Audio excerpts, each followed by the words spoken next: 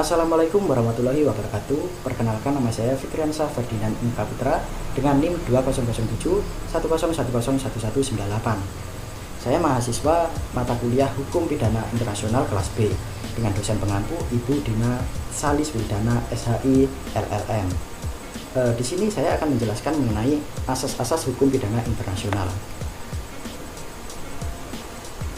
Pengertian asas hukum. Di sini saya mengutip dari dua pendapat ahli hukum, yakni Sucipto Raharjo, yang menyatakan bahwa asas hukum merupakan jantung peraturan hukum. Ia merupakan landasan yang paling luas bagi lahirnya suatu peraturan hukum. Lalu ada juga pendapat dari Roslan Saleh yang mengutip kata-kata dari Paul Scholten yang mengartikan bahwa asas-asas hukum sebagai pikiran-pikiran dasar yang sebagai aturan bersifat umum menjadi fundamen dari suatu sistem hukum. Lalu asas hukum pidana internasional. Asas hukum pidana internasional dibagi menjadi dua bagian besar, yakni asas hukum pidana internasional yang bersumber dari hukum pidana nasional, juga asas hukum pidana nasional yang bersumber dari hukum internasional.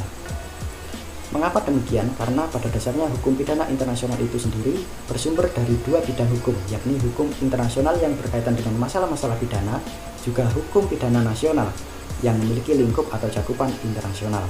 Maka sudah jelas bila asas-asas hukum yang terdapat dalam hukum pidana internasional bersumber dari kedua bidang hukum di atas. Asas hukum pidana internasional yang bersumber dari hukum nasional, yakni diantaranya ada asas legalitas yang dikenal dengan istilah nullum delictum nulla puna sine privilegi punali, yang artinya bahwa suatu perbuatan tidak dapat dikatakan suatu tindak pidana apabila atas perbuatan tersebut tidak atau belum diatur sebelumnya di dalam peraturan perundang-undangan. Lalu asas non-retroaktif, yaitu berupa keharusan untuk menetapkan terlebih dahulu suatu perbuatan sebagai kejahatan atau tindak pidana dalam hukum atau perundang-undangan pidana nasional. Atas dasar itulah baru negara menerapkannya terhadap pelaku perbuatan. Lalu asas kulpabilitas, yaitu bahwa seseorang hanya dapat dipidana apabila kesalahannya dapat dibuktikan berdasarkan peraturan perundang-undangan pidana yang didakwakan kepadanya melalui proses pemeriksaan oleh badan peradilan yang memiliki wewenang atas itu. Lalu asas teritorial atau wilayah, yakni asas berlakunya hukum pidana suatu negara terhadap pelaku tindak pidana yang melakukan tindak pidana di wilayah negara tersebut. Lalu ada asas nebis in idem, adalah asas yang menyatakan bahwa terhadap perkara yang sama tidak dapat dituntut atau dijatuhi sanksi untuk kedua kalinya. Lalu asas praduga tak bersalah, yaitu seseorang yang diduga melakukan tindak pidana wajib untuk dianggap tidak bersalah sampai dapat dibuktikan berdasarkan suatu keputusan badan peradilan yang sudah memiliki kekuatan hukum tetap. Lalu asas ekstradisi, yaitu penyerahan oleh suatu negara kepada negara yang meminta penyerahan seseorang yang disangka atau dipidana karena melakukan suatu kejahatan di luar wilayah negara yang menyerahkan dan di dalam yurisdiksi wilayah negara yang meminta penyerahan tersebut karena wewenang untuk mengadili dan memidananya. Lalu selanjutnya ada asas yang bersumber dari hukum internasional, dibagi menjadi asas umum dan asas khusus.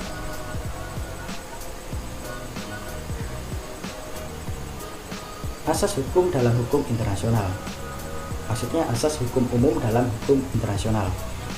Yang pertama, asas pacta sunt servanda, diartikan bahwa perjanjian yang dibuat mengikat para pihak layaknya undang-undang. Lalu good faith atau itikat baik, artinya semua kewajiban yang diembangi oleh hukum internasional harus dilakukan dengan sebaik-baiknya. Lalu ada civitas maxima atau Roman Empire, artinya ada sistem hukum yang universal yang dianut oleh semua bangsa di dunia dan harus dihormati serta dilaksanakan. Lalu ada reciprocal atau timbal balik. Asas ini menyatakan bahwa bila suatu negara ingin diperlakukan baik oleh negara lain, maka negara tersebut juga harus memberikan perlakuan baik pula kepada negara lainnya. Lalu asas nebis in idem, sama halnya dengan asas yang bersumber dari hukum pidana nasional, asas yang sama juga terdapat atau bersumber dari hukum internasional, yakni terdapat dalam Statuta Roma pasal 20, yang mana asas ini memberikan pengertian bahwa seseorang tidak dapat dituntut atau diadili terhadap perkara yang sama untuk kedua kalinya di depan pengadilan. Satu perkara, satu tuntutan. Lalu asas legalitas, sama seperti asas nebis in idem yang ada dalam hukum pidana nasional, asas legalitas juga ada dalam Statuta Roma pasal 22 dan 23, yakni tidak ada suatu perbuatan yang dapat dipidana sebelum adanya aturan hukum yang mengatur hal tersebut dibuat terlebih dahulu.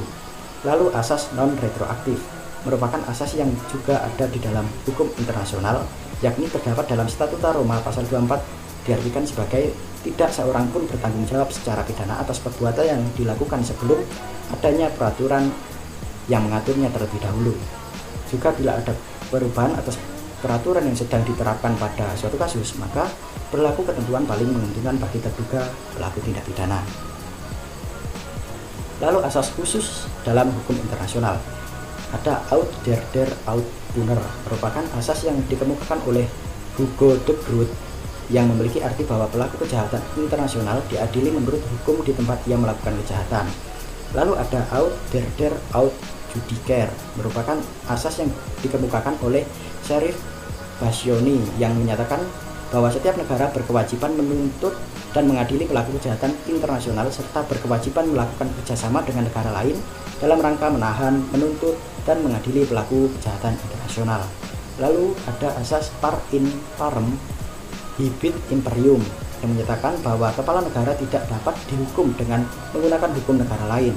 Asas ini juga dikenal dengan state sovereignty immunity, di mana seseorang kepala negara saat melakukan tugasnya tidak dapat diadili karena ia memiliki hak imunitas.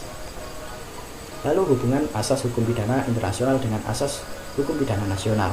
Penerapan asas-asas hukum pidana internasional pada umumnya harus tetap menghormati asas-asas hukum pidana nasional setiap negara. Tidak boleh kiranya suatu asas hukum pidana internasional yang bersumber dari hukum nasional mengesampingkan asas yang bersumber dari hukum pidana nasional setiap negara. Maka dari itu asas-asas hukum pidana internasional yang bersumber dari hukum internasional maupun dari hukum pidana nasional tidak dapat dipandang sendiri-sendiri, melainkan harus dipandang sebagai satu kesatuan yang terintegrasi atau padu sebagai asas-asas hukum pidana internasional. Mungkin cukup sekian penjelasan mengenai asas hukum pidana internasional dari saya. Kurang lebihnya mohon maaf, saya akhiri. Wassalamualaikum warahmatullahi wabarakatuh.